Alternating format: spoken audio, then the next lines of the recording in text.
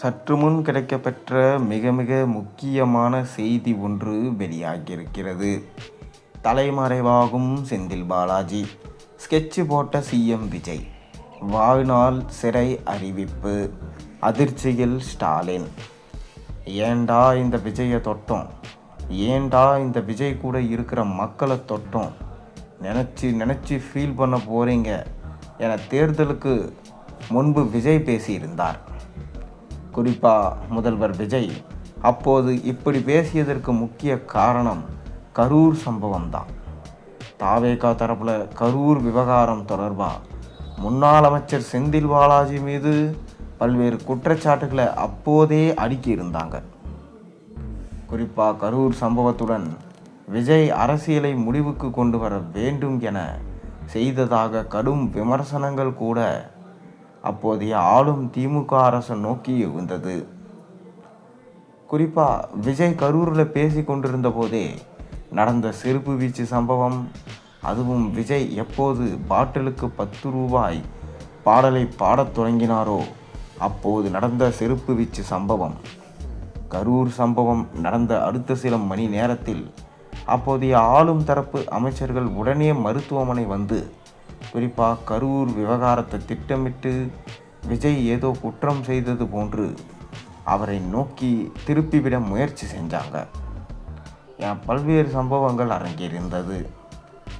இப்படி பல்வேறு இடையூறுகளை எதிர்கொண்டு தேர்தலில் வெற்றி பெற்று ஆட்சியில் அமர்ந்திருக்கிறாரு விஜய். இந்நிலையில் வழக்கம் போல திமுக மாதிரி அதிமுக ஆட்சியில் நடந்த முறைகேடுகளை திமுக கண்டு கொள்ளாமல் கடந்து செல்வதும், திமுக ஆட்சியில் கண்டு கொள்ளாமல் கடந்து சென்றதும், முறைகேடுகளை அப்படியே விட்டுவிட்டு ஊழல் செய்வதில் இறங்கியதும் அனைவருக்கும் தெரிஞ்ச விஷயம். ஏண்டா இந்த விஜயை தொட்டோம், ஏண்டா இந்த விஜய் கூட இருக்கிற மக்களை தொட்டோம், நினச்சி ஃபீல் பண்ண போறீங்க என தேர்தலுக்கு முன்பு சொன்னதை செய்ய தொடங்கியிருக்கிறார் முதல்வர் விஜய். அதில் தற்போது முதல்வர் விஜயின் முதல் டார்கெட் செந்தில் பாலாஜி தான் என்கின்ற தகவல் வெளியாயிருக்கு. செந்தில் பாலாஜி மற்றும் அவருடைய சகோதரர் அசோக்குமார் ஆகியோரை மிக தீவிரமாக போலீசார் கண்காணிக்க உத்தரவிட்டிருக்காராம் முதல்வர் விஜய். குறிப்பாக செந்தில் பாலாஜி உறவினர்களோடு சேர்ந்து கண்காணிக்கப்பட்டு வருவதாக சொல்லப்படுது. செந்தில் பாலாஜி தொலைபேசி உரையாடல், கால் ஹிஸ்ட்ரி, மெசேஜ் என மிக தீவிரமாக கண்காணிக்கப்பட்டு வருவதாக தகவல்கள் வெளியாகியிருக்கிறது. இந்நிலையில் செந்தில் பாலாஜி மற்றும் அவருடைய சகோதரர் இவர்களுடைய வழக்குகள் அனைத்தையும் தூசி தட்டவும், இவர்கள் மீது இருக்கும் புகார்களுக்கு எஃப்ஐஆர் பதிவு செய்யவும் முதல்வர் விஜய் உத்தரவிட்டு இருப்பதாக சொல்லப்படுது. தமிழக உளவுத்துறைக்கு செந்தில் பாலாஜி மற்றும் அவருடைய சகோதரர் அசோக் ஆகிய இருவரையும் மிக தீவிரமாக கண்காணிக்க முதல்வர் விஜய் உத்தரவிட்டிருக்கிறதா சொல்லப்படுது. குறிப்பாக ஜூலை மாதம் முதல் வாரத்துக்குள்ள செந்தில் பாலாஜி மற்றும் அவருடைய சகோதரர் அசோக்குமார் இருவரையும் கைது செய்து சிறையில் அடைக்க வேண்டும், அதை எப்படியாச்சும் மிக தீவிரமாக செய்ய வேண்டும் என இறங்கியிருக்கிறாராம் முதல்வர் விஜய். மேலும் செந்தில் பாலாஜி கைது செய்யப்பட்டால் அவருக்கு பெயிலே கிடைக்கக்கூடாது என்றும், அந்த அளவுக்கு அவருக்கு எதிரான ஆதாரங்கள் வலுவாக இருக்க வேண்டும் என காவல்துறை உயர் அதிகாரிகளிடம் முதல்வர் விஜய் தெரிவித்திருக்கிறாராம். அந்த வகையில் செந்தில் பாலாஜி தலைமறைவாக கூடும் என்கின்ற தகவலும் ரெட்கை கட்டி பறந்து வருது. அதாவது திமுகவின் ஆட்சியில் மிக பிரம்மாண்டமான ஊழலை செந்தில் பாலாஜி செய்திருந்தார். கிட்டத்தட்ட செந்தில் பாலாஜி அமைச்சராக இருந்தபோது 15 மாதங்கள் அவர் சிறையிலும் அடைக்கப்பட்டிருந்தார்.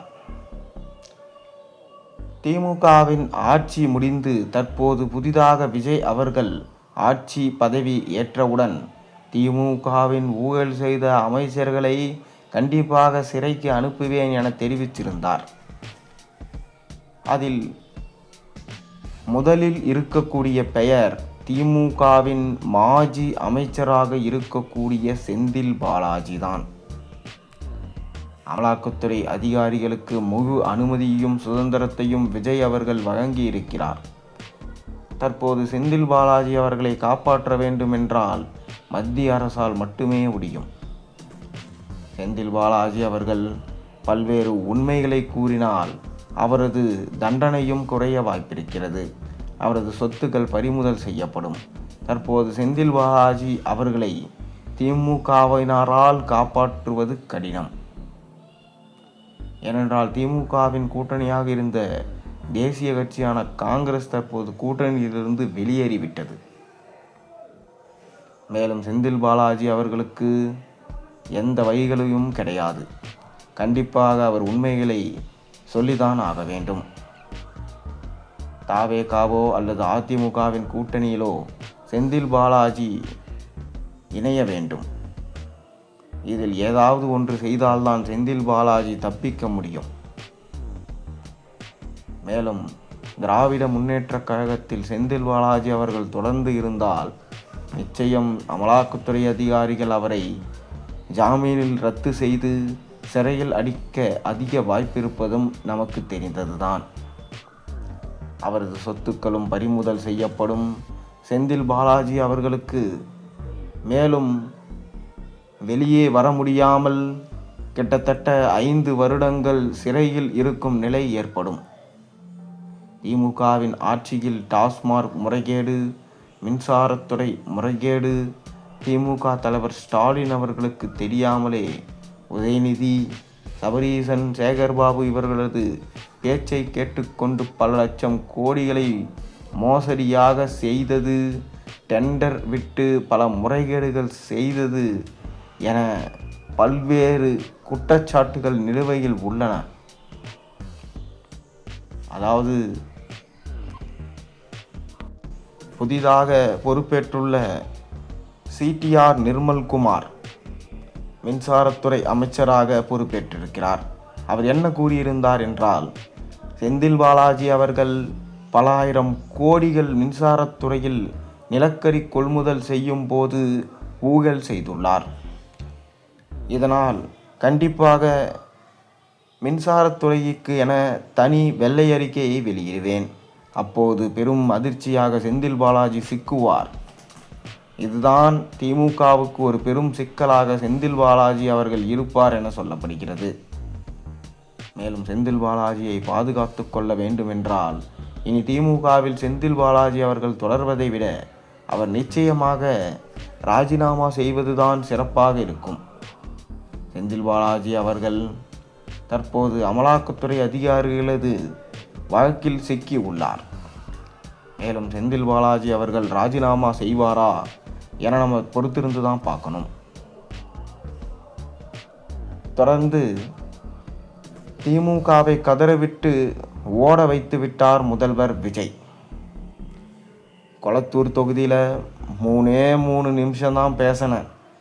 அதுக்கே ஸ்டாலின் அவர்களோட நிலைமை என்ன ஆச்சுன்னு மக்களுக்கு தெரியும் என விஜய் பேசியிருந்தார்.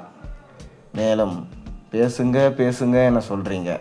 ஆனால் தற்போது சட்டமன்றத்தில் நான் பேச ஆரம்பித்த உடனே 5 நிமிஷத்தில் உதயநிதி வெளியே போயிட்டார். அப்புறம் போய் என்னை பேசுன்னு நான் என்னத்தை பேசுறது என விஜய் சினிமா பாணியில் சட்டமன்றத்தில் பேசியிருந்தார். அப்போது ஊழல் செய்தவர்கள் யாராக இருந்தாலும் நான் விடமாட்டேன். மக்களோட பணம் ₹1 கூட எடுக்க மாட்டேன், எடுக்கவும் விடமாட்டேன், எடுத்தவர்களையும் விடமாட்டேன். கொஞ்சம் கொஞ்சமாக உண்மைகள் எல்லாம் தோண்டி வெளியே வந்துன்னு இருக்கு. அதிர்ச்சி என்னன்னா, உண்மைகள் வெளிவர திமுகவோட மாஜி அமைச்சர்களுக்கு உதறல்கள் வெளிவருது. மேலும் நிறைய பேர் தலைமறைவாகிறாங்கள. அதில் முக்கியமாக செந்தில் பாலாஜி கண்டிப்பாக மாட்டுவார் என சொல்லப்படுது. விஜய் தற்போது முதல் கையெழுத்தாக செந்தில் பாலாஜிக்கு எதிராக அமலாக்கத்துறை கைது நடவடிக்கையை மேற்கொள்ளலாம் என ஒப்புதல் அளித்துள்ளாராம். இதன் பேரில் செந்தில் பாலாஜியை தற்போது தீவிரமாக தேடி வருகிறார்கள். நேற்று சட்டமன்றத்தில் இருந்த செந்தில் பாலாஜி சட்டமன்றம் முடிந்தவுடன் வெளியே சென்றவுடன் தலைமறைவாகியிருக்கிறாராம். இதனால் செந்தில் பாலாஜி கைது செய்யப்பட்டால் திமுகவுக்கு எதிராக பல்வேறு ஆதாரங்களை அவர் கூறிவிடுவாரோ என்கின்ற அதிர்ச்சியில் தற்போது ஸ்டாலின் இருப்பதாக சொல்லப்படுகிறது. நீங்கள் என்ன நினைக்கிறீங்க? உங்கள் கருத்துக்களை மறக்காமல் கீழே கமெண்ட் வாயிலாக தெரிவிங்க.